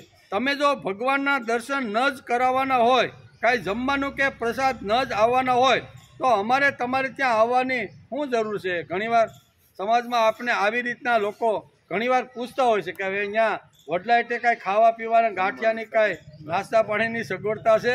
આપણે કંઈ ના પાણી પોતાનું ભરીને, તો કે તો આપણે આવું, આપણે કંઈ પાણી તમારું પોતાનું લાવવાનું, તમે પાણી તમને પાવાના, તો કે ત્યાં હું આવું, આ તો લુખી કોરી કથા છે એ કે હું. તેથી અહીં કહે છે કે આજે ઘણા લોકો આવું કદાચ રમકડું હશે તો પણ તે અમારે જોતું નથી. આવતીકાલે કોઈ પણ આવો સંન્યાસી જો એમ કહે કે હું ભગવાન છું, આમ કહીને લોકોને ગુમરાહ કરે છે. હું તને ભગવાન દેખાડું તો તે ભગવાન મારે જોવો નથી, આવી રીતે કોઈ ભગવાન દેખાડી શકે? આજે રીતસરના બાવો વગર મહેનતે ઘણા લોકોને અક્ષરધામ બનાવવા માટે તૈયાર થઈ ગયા. હું તને અહીંથી ડાયરેક્ટ અક્ષરધામ પહોંચાડી દઉં છું. તેથી ઘણા લોકો કાર્ડમાં લખે કે અમારા બાપા અક્ષરધામ પહોંચી ગયા છે. પહોંચ્યા છે કે નથી એ તો એને કર્મયોગ જેવી રીતનો કર્યો છે, એ કર્મ જ એનું ભેગું લઈને ગયા છે. એમ કરીને ભગવાન અહીંયા ઇમામ વિવસ્વતે યોગમ, કર્મયોગ એ પરંપરાથી હાલતી આવેલી એક પ્રવૃત્તિ છે. એ પ્રવૃત્તિને માણસે છોડવી જોઈએ ને. એમ ભગવાન અહીંયા 3 મહાપુરુષોનું નામ લઈ અને કર્મયોગનું મહત્વ સમજાવે છે. અધ્યાય 4 કર્મ સંન્યાસ યોગ, એનો આજથી આપણે પ્રારંભ સમજવાનો કર્યો છે, બરોબર. એના પ્રથમ શ્લોકની અંદર ભગવાને અહીંયા અર્જુનને 3 શ્લોકની અંદર આખી પરંપરા, કર્મયોગની પરંપરા આખી સમજાવવાનો પ્રયત્ન કર્યો છે. એમાં 3 રાજાઓના ઉદાહરણો આપીને ભગવાને આ શ્લોકની શરૂઆત કરી છે. એનો વિચાર અત્યારે આપણે હાલે છે. અધ્યાત્મમાં, ભક્તિમાં કંઈ બુદ્ધિ છે કે નહીં? અધ્યાત્મમાં કે ભક્તિમાં કંઈ બુદ્ધિ હલાવવાની કે નહીં? કે આગળથી આયેલું છે, આયેલું આવે છે એમ જ કરવાનું? તો કે ભક્તિ અને અધ્યાત્મમાં માણસે બુદ્ધિ હલાવવાનો થોડોક પ્રયત્ન કરવો જોઈએ. ઘણા મંદિરમાં આપણે જઈએ તો મંદિરમાં બોર્ડ માર્યો હોય, બરાબર, 500 રૂપિયા તમે જો અહીંયા ધરો તો તમને આ પ્રકારનો પ્રસાદ મળે અથવા આ પ્રકારના તમને દર્શન થાય. 1000 રૂપિયા ધરો તો આ, 5000 ધરો તો આ, 10,000નો જો થાળ ધરો ને તો તમને આટલી પ્રકારની સામગ્રી. હવે એમાં એ અધ્યાત્મમાં આપણે કાંઈ બુદ્ધિ હલાવવાની કે નહીં? માણસે બુદ્ધિ હલાવવાનો પ્રયત્ન કરવો જોઈએ. આમ જો 1000 રૂપિયા કે 2000 કે 5000 રૂપિયા આપીને જો આપણું કલ્યાણ થતું હોય તો જે ભૌતિક દ્રષ્ટિએ જે લોકો સંપન્ન છે, જેની પાસે અબજો ને કરોડો રૂપિયા છે, એ માણસો કોઈ દી નાના માણસોને વારો આવવા દે ખરા? ગમે એટલા મોટા બોર્ડ માર્યા હોય તો એ ધરે કે નહીં? એટલે નાના માણસોને અહીંયા લાગે કાંઈ? પણ એવું નથી. એમ અધ્યાત્મમાં અથવા ભક્તિ માર્ગની અંદર માણસે થોડીક બુદ્ધિ હલાવવાનો પ્રયત્ન કરવો જોઈએ એમ. તેથી આ અધ્યાય એટલે કે અધ્યાત્મ અને ભક્તિની પાછળ નિશ્ચિત શાસ્ત્રીય ગીતાનો સિદ્ધાંત અને ગીતાનો વિચાર છે. બરાબર? ભક્તિ અને અધ્યાત્મની પાછળ ભગવાન શ્રી કૃષ્ણએ ગીતાની અંદર નિશ્ચિત ધ્યેય અને નિશ્ચિત સિદ્ધાંત અહીંયા સમજાવવાનો પ્રયત્ન કર્યો છે. લૌકિક વ્યવહારમાં કામ ન કરતા ભોગો ભોગવવાની માણસને ટેવ પડે તેમ આધ્યાત્મિક ક્ષેત્રમાં પણ કોઈને કૃપા પ્રસાદથી પોતાને મુક્તિ મળી જાય એવું માણસને લાગે. તેથી તે કોઈના પગમાં પડીને આવી રીતના આશીર્વાદની અપેક્ષા રાખી અને મુક્તિ સુધી પહોંચવાનો ઘણા લોકો પ્રયત્ન વગર પણ આવું કરવાની ઈચ્છા રાખતા હોય છે. કેટલાક લોકો તેવી રીતે મુક્તિ અપાવવાનો પ્રચાર મોટા પાયા ઉપર કરે છે. અમારી પાસે આવો, અમારા પગમાં પડો, અમે તમને અક્ષરધામ બતાવી. આવા સમાજની અંદર ઘણા લોકો આવા વિચિત્ર વેશ ધારણ કરી અને સામાન્ય ભોળી પ્રજાને પોતાના પગમાં પડાવે છે અને કે અમે તમને મુક્તિ અપાવી દઈશું, અમે તમને અક્ષરધામ અપાવી દઈશું, અમે તમને સ્વર્ગની અંદર મોકલી આપશું, અમે તમને વૈકુંઠમાં મોકલી આપશું. વૈકુંઠમાં એમ થોડું જવાય ભાઈ. તો અહીંયા જે અજામિલ જે હતો, અજામિલ એના માટે જ્યારે કથા પૂરી થઈ ને ત્યારે વૈકુંઠમાંથી ભગવાન પોતાના પાર્ષદો દ્વારા એક જ વિમાન લઈને આવ્યા કે એક સીટવાળું છે. એ કે હું એક સીટવાળું છે. ત્યારે અહીંયા શું કહે ધુંધુકારી, કેવો વાત કોની છે? ધુંધુકારીની ને. ધુંધુકારી માટે એક વિમાન આવ્યું હોય તો એનો ભાઈ પછી કહેશે કે ભાઈ આ કથા સાંભળવા તો અમે બધાય બેઠા હતા ભાઈ, તો આટલા બધા વિમાન તમારે લાવવા જોઈએ ને, કાં મોટું લાવવું જોઈએ. તો અમે બધા એમાં જાય. અને ત્યારે ગોકર્ણને આ પાર્ષદો કહેશે કે ભાઈ તમે કોઈએ આ કથા સાંભળી નથી. સાંભળવા વાળો તો એકા કેવો છે? ધુંધુકારી. તેથી 7 ગાંઠની અંદર ફાટ ફાટ ફાટ ફાટ જેમ આવી રીતનો સ્કંદ પૂરો થાય અથવા આવી રીતનું ભાગવત પૂરું થાય ને ત્યાં ફૂટ્યું. એટલે એણે બરોબર એકાગ્ર ચિત્તે કાન રાખીને સાંભળવાનો પ્રયત્ન કર્યો છે. તેથી અધ્યાત્મમાંની તમારે કે જો તો કે અમારું બધાનું હું તો કે ફરીથી કથા કરો અને એકાગ્ર ચિત્તે સાંભળો. અને જો બધાએ એકાગ્ર ચિત્તે સાંભળ્યું છે ને તો 7મા દિવસે પાછું ભગવાનને કહે કે વૈકુંઠમાંથી પાછું વિમાન લઈને આવે અને પછી સાંભળી અને પછી આ બધાને લઈને ગયા. કહેવાનો અર્થ કે શ્રવણ પણ મન મૂકીને માણસે કરવું જોઈએ તો અધ્યાત્મના અધિકારી કે વૈકુંઠના અધિકારી થવાય. બધા આવી રીતના વૈકુંઠના અધિકારી થતા નથી. સાંભળવા તો બધા જ બેસે છે પણ બધા માટે વિમાન ન આવતા અહીં ધુંધુકારી માટે વિમાન શા માટે આવ્યું? તો કે એને એકાગ્ર ચિત્તથી અત્યાર સુધી જે કાંઈ કામ કર્યા હતા એનું અહીંયા પ્રાયચિત કરે છે. પ્રાયચિત કર્યા પછી અહીંયા સંકલ્પ કરે છે અને સંકલ્પ કર્યા પછી હવે હું કોઈ દિવસ મારી જીવનમાં ખરાબ કામ કરીશ નહીં, આમ કરી અને સારા કામમાં એ લાગી ગયો તો ભગવાનને એમ થયું કે આને મારે વૈકુંઠ લઈ જવાનો છે. એવી રીતે કોઈ પણ વિચાર જો સાંભળવાનો હોય ને તો એકાગ્ર ચિત્તથી માણસ જો સાંભળે તો એને અધ્યાત્મ ક્ષેત્રમાં ઘણો બધો ફાયદો થાય છે. આવા પ્રસાદથી શું થાય? કોઈ કે અમે તમને અક્ષરધામ કે વૈકુંઠ કે આવી રીતનું બતાવીએ એવું ઘણા લોકો માથે હાથ મૂકીને કહેતા હોય છે કે જા બેટા તને હવે અક્ષરધામ મળી જશે. આમ અક્ષરધામ મળતું નથી. એના માટે માણસે પુરુષાર્થ કરવો પડે, પ્રયત્ન કરવો પડે. એના માટે શાસ્ત્ર એટલે ભાગવતની અંદર ભગવાને જે 9 પગથિયાં આપી છે ને એ 9 પગથી ઉપર ચડતા ચડતા જ્યારે આત્મનિવેદન સુધી માણસ જ્યારે પહોંચે ને ત્યારે વૈકુંઠમાંથી કે અક્ષરધામમાંથી ભગવાન સામેથી વિમાન મોકલે છે. એમાં કઈ પહેલી પક્ષી તો કે શ્રવણી પહેલી પક્ષી છે. શ્રવણમ કીર્તનમ વિષ્ણુ સ્મરણમ પાદ સેવનમ, આવું ભગવાને ભાગવતની અંદર વેદવ્યાસે લખ્યું છે કે શ્રવણમ કીર્તનમ વિષ્ણુ સ્મરણમ પાદ સેવનમ. બરાબર, આમ કરીને અહીંયા અધ્યાત્મની 9 પ્રકારની સીડી, 9 પ્રકારના પગથિયા બતાવ્યા. એ એક પગથિયા પૂરું કર્યું એ આપણા જીવનમાં આવ્યું શ્રવણ, પછી કીર્તન, એમ કરીને આગળ એક એક પક્ષી ચડતો માણસ જ્યારે ઉપર જાય ને ત્યારે એ અધ્યાત્મની અંદર ભગવાન એને આવે. તેને કહે છે કે આવા પ્રકારથી શું આપણે દૂર રહીએ તેટલા આપણે સુખી. કોઈ આપણા માથા ઉપર હાથ મૂકીને આપણું કલ્યાણ કરવાની જો કોઈ વાત કરતું હોય તો આવા પાખંડીઓથી જેટલા આપણે દૂર રહીને એટલો માણસ સમાજ સુખી થાય છે. તેથી દૂર રહીએ તેટલા વધારે આપણે સુખી થઈશું. એમ ગીતાકાર સ્પષ્ટ રીતે આ 3 મહાપુરુષોનું દર્શન કરાવી અને અહીંયા સમજાવવાનો પ્રયત્ન કરે છે. આ પરંપરા આખી સમજાવીને ભગવાન કહે છે કે આવો કર્મયોગ જો માણસ કરે ને તો એના માટે જ વિમાન છે, એના માટે અક્ષરધામ કે વૈકુંઠ એના માટે છે. પણ હાથ જોડીને ખાલી બેસી જાય અને કોઈ બાપજી મારા ઉપર હાથ મૂકી દે અને મને આ વસ્તુ પ્રાપ્ત થાય, એના માટે નથી. તેથી ભગવાને પોતે સ્વમુખે બોલવાની શરૂઆત કરી અને આખા કર્મયોગની પરંપરા અહીંયા ઈમમ વિવસ્વતે યોગમ આમ કરી અને પહેલાં મેં આ યોગ સૂર્યને કહ્યો, સૂર્યે મનુને કહ્યો અને મનુએ પોતાના પુત્ર ઈક્ષ્વાકુને કીધો. આ કર્મની પરંપરા બતાવેલી છે. એમ આ શ્લોકની અંદર સ્પષ્ટ છે. તેથી સ્વાધ્યાય છૂટી જાય અને આળસ ઘૂસી જાય. શું થાય? સ્વાધ્યાય છૂટી જાય. સ્વાધ્યાય એટલે સતશાસ્ત્રનો અભ્યાસ, સ્વ અધ્યયન. માણસે પોતે પોતાનું અધ્યયન કરવું જોઈએ. એના માટે શાસ્ત્રનો અભ્યાસ ખૂબ જ મહત્ત્વનો છે. તેથી સ્વાધ્યાય છૂટી જાય અને આળસ ઘૂસી જાય.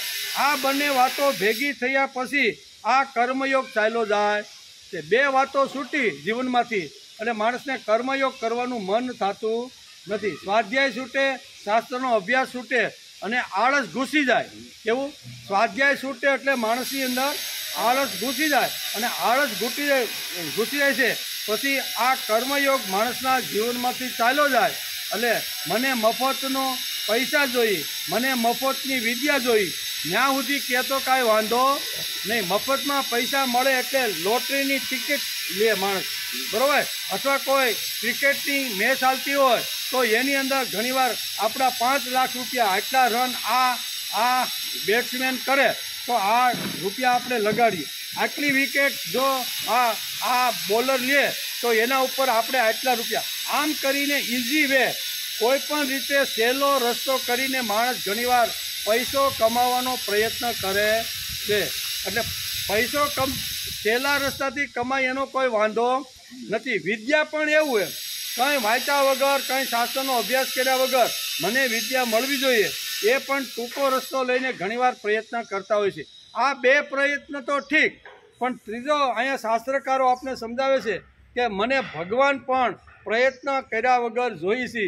આ સહેલામાં સહેલો રસ્તો માણસ ઉપાડવાનો પ્રયત્ન કરે છે. સવારે 4 વાગે વહેલું ઉઠવું નથી, તપસ્યા કરવી નથી, ધ્યાન ધરવું નથી, ભગવાનની અંદર મનને એકાગ્ર કરવું નથી, સારા કામો હાથથી કરવા નથી, સારા પગને સારી જગ્યાએ દોડાવવા નથી અને મને ભગવાન મળે. આવા ટૂંકા રસ્તા લઈ અને સમાજની અંદર ઘણા લોકો ઘણી રીતે પ્રયત્ન કરતા હોય છે. એના માટે ભગવાને આ કર્મયોગની પરંપરા આ 4થા અધ્યાયના પ્રથમ શ્લોકની અંદર ભગવાન પોતે સ્વમુખે બોલવાની શરૂઆત કરી અને કર્મયોગનું મહત્ત્વ સમજાવે છે. તેથી કાળાંતરે આ કર્મયોગ ચાલ્યો ગયો. લોકોના મનમાંથી સ્વાધ્યાય અને શાસ્ત્રીય ભક્તિ છૂટી જાય. તેથી આવી રીતની સમસ્યા સમાજમાં ઊભી થાય છે. શાસ્ત્રનો અભ્યાસ ગયો, બરોબર, સ્વાધ્યાય છૂટો અને આળસ ઘૂસે એટલે સમાજમાં ધીમે ધીમે આ 3 વાતો, મફતમાં મને પૈસા જોઈ, મફતમાં મને વિદ્યા જોઈ, મફતમાં મને ભગવાન જોઈ, આવી તરફ ઘણીવાર મોટા ભાગનો સમાજ આવી રીતનો વળતો હોય છે. એના માટે ભગવાને આ આખી પરંપરા સમજાવીને કર્મયોગનું મહત્ત્વ બતાવ્યું છે કે દરેક માણસે જે ક્ષેત્રમાં માણસ હોય એને પોતાનો કર્મયોગ તો માણસે કરવો જ જોઈએ. તો કર્મયોગની પરંપરા આગળથી મેં કીધેલી છે અને એ જ પરંપરા હું તને સમજાવું છું. એમ કરી અને 3 મહાપુરુષો, 3 રાજર્ષિઓ, 3 આવી રીતના જે છે એનું વર્ણન અત્યારે ભગવાન આ પ્રથમ શ્લોકની અંદર કરે છે. તેથી જ્ઞાનપૂર્ણતા, ભાવપૂર્ણતા, કર્મ અલકર્મ પ્રેરકતા ગયા પછી માણસ કેવો થાય? જ્ઞાનનું ઠેકાણું નહીં અને ભક્તિનો પતો નહીં અને કર્મનો કંટાળો આવે એવી રીતનો સમાજ આખો ઊભો થઈ જાય. મફતિયા વૃત્તિ સમાજમાં એકવાર ઘૂસી ગઈ, મફત બધું જો બધાને મળવા લાગે તો માણસનો કર્મયોગ છૂટી જાય છે, આળસ આવી જાય અને કર્મયોગ છૂટી જાય છે. ઘણીવાર આપણે જોઈ કે રેશનિંગની દુકાનની અંદર જાહેરાત સરકારે કર્યું કે ભાઈ આજે તમને મફતની અંદર આટલી વસ્તુ મળવાની છે, તમને 300 રૂપિયાની વસ્તુ આજે ચોખા, દાળ, આન તેન મળવાની છે. પછી 2 કલાક લાઇનમાં ઊભો રહે અને બપોર થઈ જાય પણ ઓલા પણ 500 રૂપિયા રોજ મળતું હોય, એ રોજ છોડીને 300 રૂપિયાની મફતની વસ્તુ લેવા માટે માણસ જાય કે નથી જાતો? આ સમાજમાં આપણે જોઈએ છીએ. આનું કાંઈ વર્ણન કરવાની જરૂર નથી. સમાજમાં આપણે જોઈએ છીએ કે 300 રૂપિયા માટે આખી લાઇનમાં ઘણા સમય સુધી ઊભો રહે, પણ હું કોઈને ત્યાં મજૂરી કરવા જઈશ તો મને 500 રૂપિયા, 700 રૂપિયા મને મળવાના છે. એ પુરુષાર્થ ગયો અને મફતનું આવ્યું, અને મફતનું આવે એટલે માણસને આળસ થઈ જાય. એટલે હવે બીજા મહિનામાં 3જી તારીખ ક્યારે આવશે ભાઈ? તેની પાસે આ વાત શરૂ થવાની છે. એટલે મફતિયા વૃત્તિ જ્યાં સુધી સમાજમાંથી દૂર નહીં થાય ત્યાં સુધી સમાજનો કોઈ દિવસ ઉત્કર્ષ થવાનો નથી. એને કામ આપો, એને પુરુષાર્થી બનાવો, એને મહેનતથી બનાવો અને પછી જો એને કંઈ આપો ને તો એમાં આપણને કોઈ વાંધો, ગીતાને કોઈ વાંધો નથી. ગીતાને વાંધો આના ઉપર છે કે માણસનો કર્મયોગ છૂટી જાય છે. તેથી કર્મયોગ અહીંયા અર્જુનનો છૂટ્યો અને હાથમાં તબકડું લઈ અને હિમાલય તરફ જવાની વાત આ જ્યારે અર્જુન કરે છે ને, ભગવાન કે આનો કર્મયોગ તો છૂટી ગયો. આ ક્ષત્રિયનો બચ્ચો છે અને ક્ષત્રિયના બચ્ચાએ હંમેશા લડવું જોઈએ. આ લડવાનો જે કર્મયોગ હતો એ અર્જુનનો છૂટી ગયો અને હાથની અંદર કહે છે ભિક્ષાનું પાત્ર લઈ અને 5 ઘેરે ભિક્ષા માગી અને હિમાલયની ગોદની અંદર તમારું સ્મરણ કરતો કરતો બાકીના દિવસો હું આવો પસાર કરી, આવું બોલો છૂટી ગયો અને ભિક્ષાનું પાત્ર તબકડું લેવાની વાત એ કરે છે. તો અહીંયા ભગવાન તેથી એને પરંપરા સમજાવે છે કે આ યોગ મેં ફક્ત તને જ કીધો કર્મયોગ એવું નથી. એમ આ યોગ તો પરંપરાથી હાલ્યો આવે છે. આ યોગ પ્રથમ મેં સૂર્યને કીધો, સૂર્યએ મનુને કીધો અને મનુએ પોતાના દીકરા ઈશ્વાકુને કહે અને આખી પરંપરા કર્મયોગની ભગવાન સમજાવે છે. અર્જુનની બુદ્ધિમાં પણ જો આ વાત ન ઉતરતી હોય તો ભગવાને કેટલી વાર એકની એક વાર ઠોકીને અર્જુનના મગજમાં બેસાડવી પડે. એટલે આપણે પણ ઘણીવાર ઘણો વિચાર વારંવાર કહીને વાગોલી છે. એનું કારણ શું છે કે એ વિચાર આપણા જીવનમાં દ્રઢ થવો જોઈએ. તેથી અહીં કહે છે કે ઠાઠ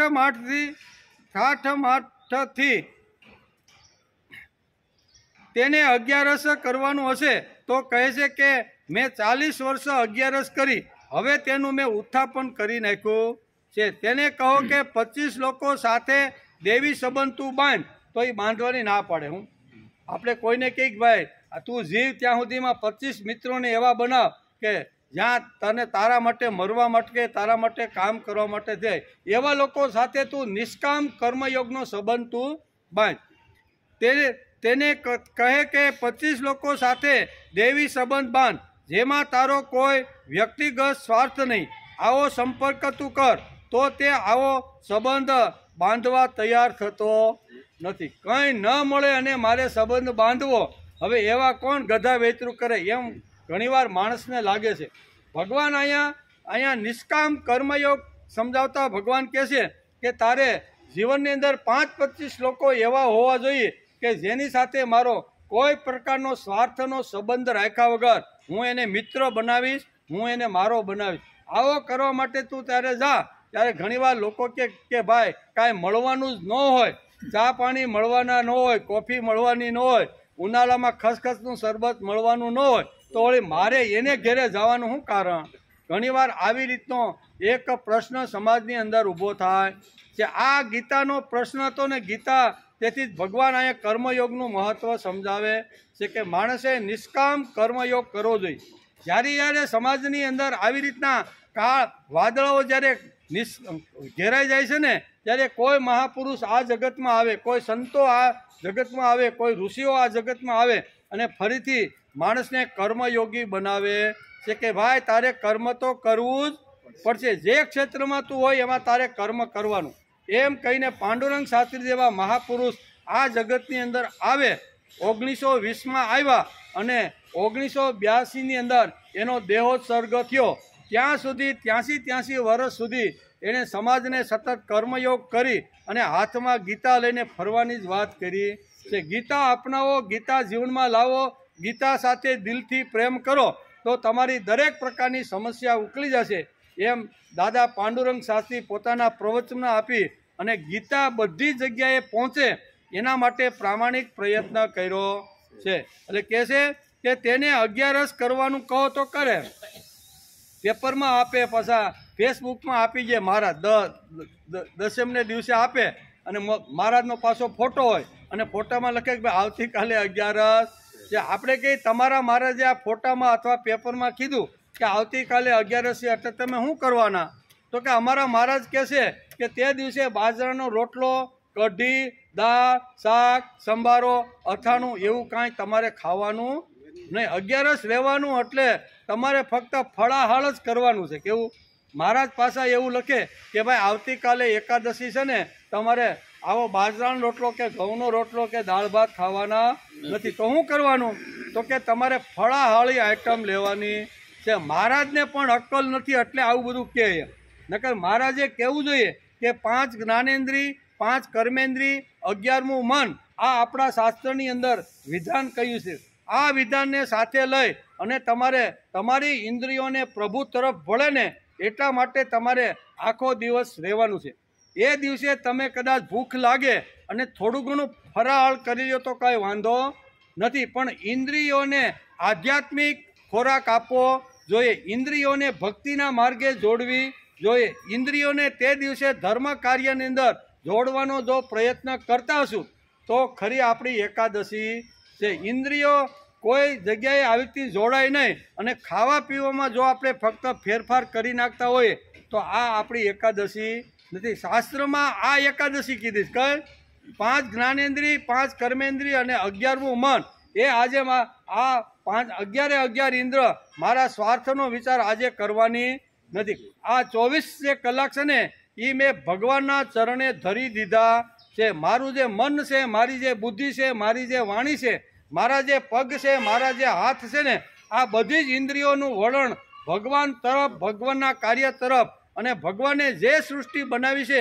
તે સૃષ્ટિમાં ભગવાનથી છૂટો પડેલો જે જીવ છે ને એને પ્રભુ તરફ વાળવામાં જ મારી ઇન્દ્રિયો કામે લાગે. એના માટે મારા 24 કલાક છે. આવા 24 કલાક જો ભગવાનના નામે, ભગવાનના કામે જો પોતાની ઇન્દ્રિયોને ઘસતો હોય ને તો ખરી એકાદશી એને કહેવામાં આવે છે. નકર તો તમે ખોરાકમાં ફેરફાર કર્યો ભાઈ, રોજ તમે દાળ ભાત શાક રોટલો અને એમાંય ઘણીવાર કંટાળી જતા હોય એટલે ડોહી મને કે હું દરરોજ આવું ને આવું, કે કાલે 11 છે ને તો સવારથી તું ચાલુ કરી દઈ જાય, કે નવી નવી આઈટમો બનાવ. એટલે ખોરાકમાં ફેર કરવાથી એકાદશી થતી આ શાસ્ત્રનું નિદાન છે. કોનું? શ્રીમદ ભગવદ્ ગીતા ખોલો, શ્રીમદ ભાગવત ખોલો, રામાયણ ખોલો, કે અહીંયા શું કહેવાય મહાભારતના તમે 1 લાખ શ્લોક ખોલો તો બધાની અંદર આ જ વિધાન આપવામાં આવ્યું છે કે ખરી એકાદશી કોને કહેવાય? તો ખરી એકાદશી આ કહેવાય. પણ અમે કહી 40 વર્ષ સુધી અમે 40 વર્ષ એટલે હું 60 વર્ષનો થયો ને ત્યાં સુધીમાં આવી 40 વર્ષ સુધી મેં એકાદશી કરી. હવે મેં એનું ઉત્થાપન કર્યું અને એનું ઉજવણું કરવા માટે ફાર્મ હાઉસની અંદર મોટો કાર્યક્રમ ગોઠવી. આ એકાદશી નથી, ખરી એકાદશી આ નથી. ભગવાને જે ઇન્દ્રિયો આપી છે એ ઇન્દ્રિયોને પ્રભુના કામમાં તે દિવસે લગાડો. તે દિવસે મારો સ્વાર્થનો, ધંધાનો, વેપારનો, નોકરીનો કોઈ વિચાર મારી બુદ્ધિમાં કે મારા મનની અંદર આવવો જોઈએ. એ દિવસે સતત પ્રભુનું નામ, પ્રભુનું કામ, પ્રભુનો આવી રીતનો વિચાર લઈને સમાજમાં ફરવું જોઈએ. એ જો કરતા હોય તો ખરી એકાદશી છે. તેથી ઠાઠમાંથી ઉત્થાપન કરી નાખ્યું હતું. આ કાળ કેવો હશે તેનું ચિત્રણ કરવાનું કંઈ કારણ નહીં, કારણ કે આપણો કાળ તેના કરતાં વધારે અધપતિત થયો છે. જે કર્મયોગ કરે તે રાજસી કહેવાય. હું કર્મયોગ કરે તે રાજસી કહેવાય, પરંતુ તે કર્મયોગ કરે તે રાજસી કહેવાય. તેનો સ્વાધ્યાય છૂટો કે રાજર્ષિ મટી જાય અને રાજા બની જાય. રાજર્ષિનો કર્મયોગ છૂટી જાય એટલે રાજર્ષિમાંથી પછી એક સ્ટેજ નીચો આવે એટલે રાજા બની જાય છે. વાસ્તવિક રાજતે નામ શોભતે ઇતિ રાજા. આમ આપણું શાસ્ત્ર કે શું કહે છે? રાજતે નામ શોભતે ઇતિ રાજા.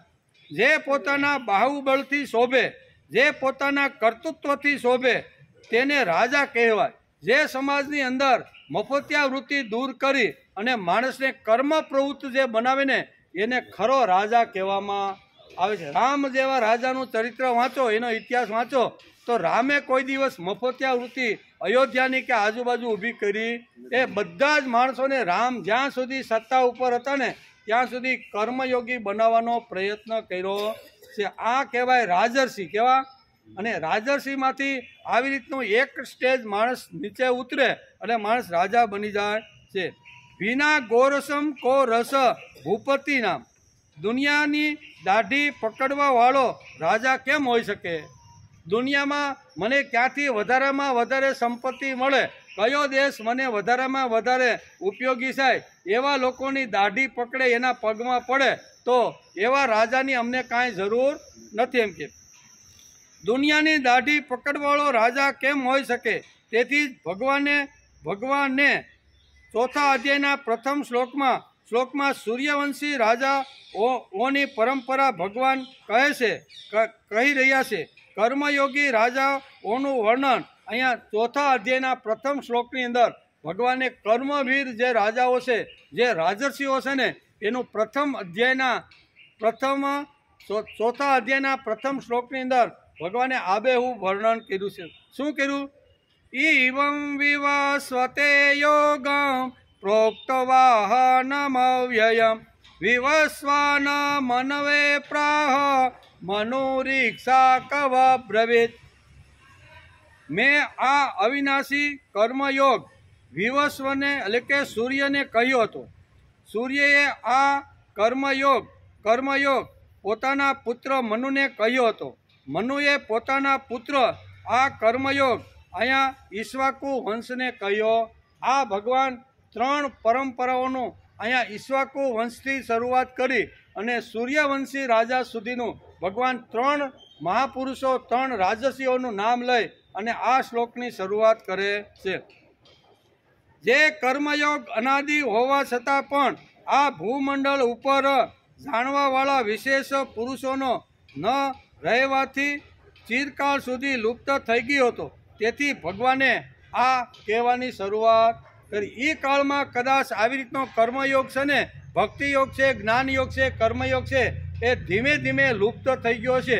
તેથી ભગવાને અહીંયા કર્મયોગ કહીને આ 3 મહાપુરુષોને યાદ કરીને કહેવાની શરૂઆત કરી છે. તે જ કર્મયોગનું વર્ણન ફરીથી ચોથા અધ્યાયના અહીંયા પ્રથમ શ્લોકમાં કર્મયોગની પરંપરા બતાવીને કર્મયોગની અનાદિકાળની સિદ્ધિ કેવી હોય તે ભગવાન પોતાના સ્વમુખે અર્જુનને ચોથા અધ્યાયની શરૂઆતમાં જ ભગવાન પોતે કહે છે. તેથી અર્જુન કર્મનો સ્વરૂપથી ત્યાગ કરવાને ઈચ્છી રહ્યો છે. હું સ્વકર્મથી વિમુખ થઈ અને મારે યુદ્ધ કરવું નથી આવું ભગવાન જોવે છે કે વારંવાર મારા કહેવાથી ઘણીવાર વાત એના મગજમાં ઉતરે એટલે ભગવાનને પાછું કહેવું પડે છે કે યુદ્ધ ઈજ તારું કલ્યાણ છે, માટે તું હથિયાર હાથમાં ઉપાડ અને યુદ્ધ કરવા લાગ. આમ કે છે આ અર્જુન કર્મોમાં સ્વરૂપમાં ત્યાગ કર અને ત્યાગ કરવાનું ઈચ્છે છે. એટલા માટે ત્રીજા અધ્યાયના આરંભમાં ભગવાન કહે છે કે મને ઘોર કર્મમાં તમે શા માટે જોડો છો. ત્રીજા અધ્યાયમાં આપણે શરૂઆતમાં જ્યાયસી યત કર્મણોસ્ત કહીને અર્જુને જે પ્રશ્ન કર્યો હતો કે તમે મને ડોકા કાપી લોકોના અથવા આ યુદ્ધની અંદર રહેલા જે યુદ્ધવીરો છે એના ડોકા કાપી તમે મને ઘોર કર્મમાં શા માટે જોડી રહ્યા છો? શા માટે તમે મને જોડી રહ્યા છો? આથી ત્રીજા અધ્યાયમાં ભગવાને અનેક રીતે કર્તવ્ય કર્મના આચરણની વાત ભગવાને અર્જુનને અનેક રીતે ભગવાને સમજાવવાનો પ્રયત્ન કર્યો છે, બરાબર. એ આપણે ત્રીજા અધ્યાયમાં જોતા હતા. તેથી ત્રીજા અધ્યાયમાં ભગવાને અનેક રીતે કર્તવ્ય કર્મના આચરણની એટલે કે આવશ્યકતા ઉપર વિશેષ ભાર મૂકી અને કર્મયોગ અલગ અલગ રીતે કરી શકાય એવું ભગવાને કીધું.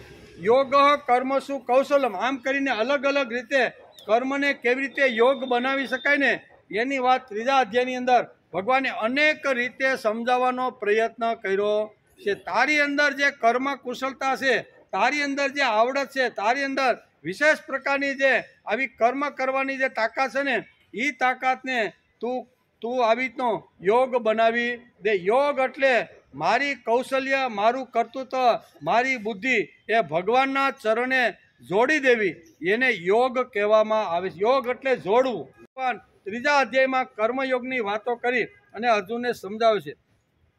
પરંતુ આ ચોથા અધ્યાયમાં કર્મયોગની તાત્વિક વાતોને સમજવા ઉપર વિશેષ ભગવાને ભાર આપ્યો છે. ત્રીજા અને ચોથા બંને અધ્યાયમાં ઉપયુક્ત બંને વાતો કહેવામાં આવી છે, પરંતુ ત્રીજા અધ્યાયમાં કર્તવ્ય કર્મના આચરણની મુખ્ય વાત ભગવાને સમજાવી છે. પછી ચોથા અધ્યાયમાં કર્તવ્ય કર્મના વિષયમાં સમજ જાણકારીની વાતો મુખ્ય છે. તેથી ભગવાને અહીંયા આ અધ્યાયના પ્રથમ શ્લોકની અંદર આ વાતો શરૂ કરી છે. ઇમમ વિવસ્વતે યોગમ પ્રાપ્તવાનહમવ્યમ વિવસ્વાન્યાન મહે પ્રાહમ મનુરીક્ષક વબ્રિત. આ અવિનાશી યોગ મેં સૂર્યને કહ્યો હતો. સૂર્યે પોતાના પુત્ર વૈવસ્વ મનુને કહ્યો હતો અને વૈવસ્વ મનુએ પોતાના પુત્ર રાજા ઈક્ષ્વાકુને આ યોગ કર્મયોગ સમજાવ્યો હતો. ભગવાને આ શ્લોકમાં સૂર્ય, મનુ અને ઈક્ષ્વાકુ રાજાઓનો ઉલ્લેખ કર્યો છે. આ શ્લોકમાં 3 મહર્ષિ રાજા શું કહેવાય, આ રાજર્ષિ મહાપુરુષનો ઉલ્લેખ કર્યો છે. કોણ કોણ? તો કે અહીંયા સૂર્ય, મનુ અને ઈક્ષ્વાકુ રાજાઓનો આ શ્લોકમાં ભગવાને ઉલ્લેખ કર્યો છે. તે બધા જ રાજાઓ ગૃહસ્થ હતા અને તેઓએ ગૃહસ્થાશ્રમમાં રહીને જ કર્મયોગ દ્વારા પરમ સિદ્ધિ પ્રાપ્ત કરી. ભગવાન બહુ સ્પષ્ટ આ શ્લોક સમજાવીને આપને સમજાવવામાં આવે છે કે આ 3 રાજાઓ કયા? તો કે એક તો સૂર્ય, પછી આવે મનુ અને પછી ઈક્ષ્વાકુ. આ 3 જે રાજાઓ છે ને, એ 3 રાજાઓ ગૃહસ્થી હતા અને ગૃહસ્થીમાં રહી અને સારામાં સારો આધ્યાત્મિક વિકાસ માણસ કરી શકે છે. તેથી આ ગૃહસ્થી રાજાઓનું સ્મરણ કરી અને ભગવાને આ ચોથા અધ્યાયના પ્રથમ શ્લોકમાં શરૂઆત કરી દીધી છે. આથી આ શ્લોકમાં ઇમમ, અવ્યયમ અને યોગમ 3 શબ્દો છે. આ શ્લોક ઘરે જઈને વાંચો. ઇમમ, અવ્યયમ અને યોગમ. વેદોનું તાત્પર્ય એટલે કે પદોનું તાત્પર્ય સૂર્ય પ્રેરકના અનુસાર તથા રાજ્ય પરંપરાના અનુસાર કર્મયોગ કરવાનું આ શ્લોકની અંદર ભગવાન ઉચિત છે એમ સમજાવે છે. જો કે પુરાણોમાં અને ઉપનિષદોમાં પણ કર્મયોગનું વર્ણન આવે છે, તો પણ તે ગીતામાં વર્ણવેલા કર્મયોગની જેમ સાંગોપાંગ અને વિસ્તૃત નથી. અહીંયા આખું વિસ્તૃત ત્રીજા અધ્યાયમાં આપણે કર્મયોગ જોતા હતા કે ભગવાને વિસ્તૃત રીતે કર્મયોગ સમજાવવાનો ભગવાને અર્જુનને પ્રયત્ન કર્યો છે. એંગલ ગમે તે લ્યો, નમે પાર્થાથી લ્યો કે યુદ્ધાય કૃત નિશ્ચય આમ કરો કે યોગ કર્મસુખ, આમ ઘણી રીતે ભગવાને અર્જુને કર્મયોગ તરફ વાળવાનો પ્રયત્ન કર્યો છે. ભગવાન નિત્ય છે અને તેમનો અંશ જીવાત્મા પણ નિત્ય છે. ભગવાન કેવા છે?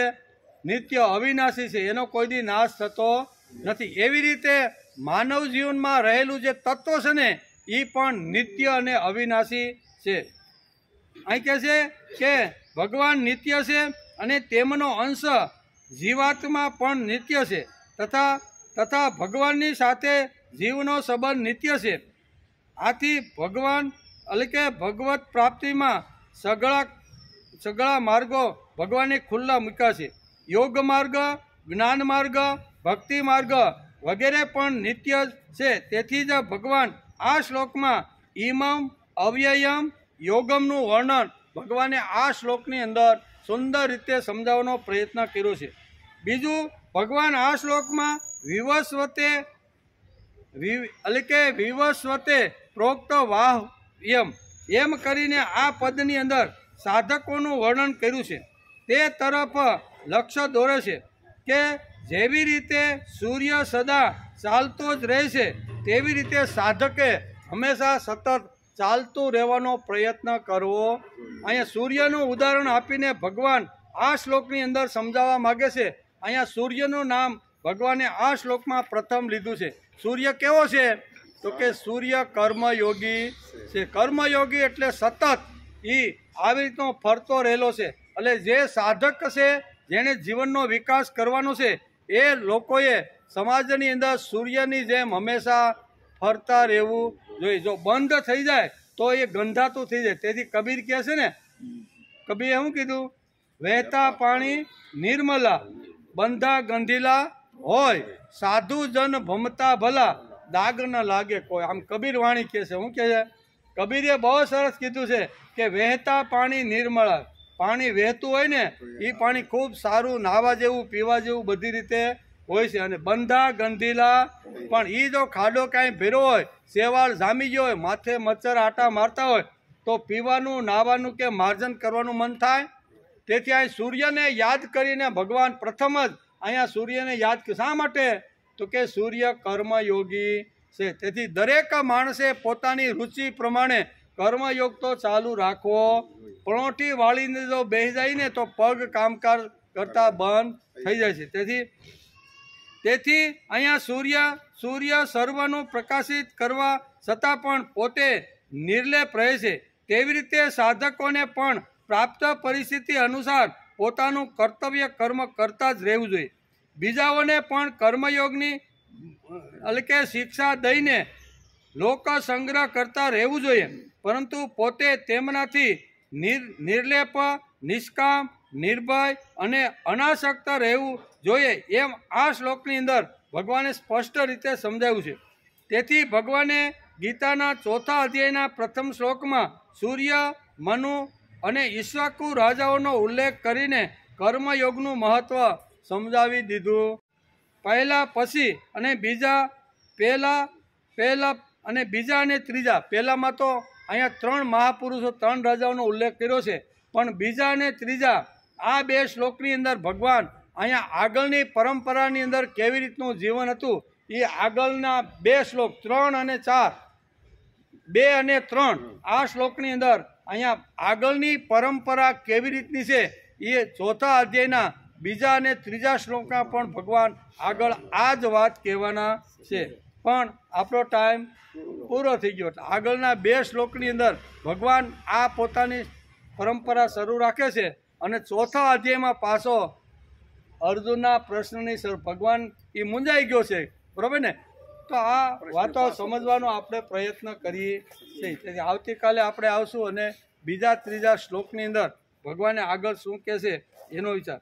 પહેલા પછી બીજો અને ત્રીજા શ્લોકમાં પણ પરંપરાઓ શા માટે છે તેનો સચોટ જવાબ ભગવાને આગળના બીજા અને ત્રીજા શ્લોકની અંદર અહીંયા સમજાવવાનો પ્રયત્ન કર્યો. સચોટ રીતે આ 3 રાજાનું ઉદાહરણ તો આપી દીધું, પણ કર્મયોગ શા માટે કરવો જોઈએ અને એ જીવનમાં શું પરિણામ લાવે છે ને એનો સચોટ જવાબ ભગવાને બીજા અને ત્રીજા શ્લોકની અંદર આપી દીધો છે. પણ આપણો ટાઈમ પૂરો થઈ ગયો.